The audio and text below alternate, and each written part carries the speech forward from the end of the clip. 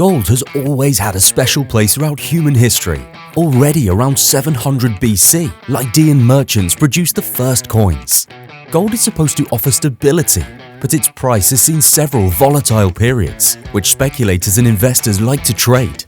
From 1976 to 1980, gold prices gained by 781%. 20 years later in 2000, it was time again, and the price gained from $254 to $1,927.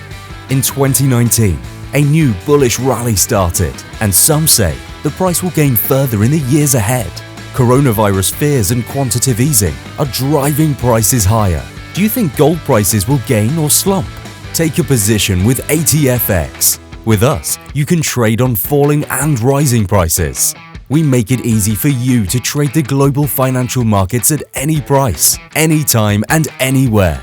Trade with ATFX, a global leader in online trading.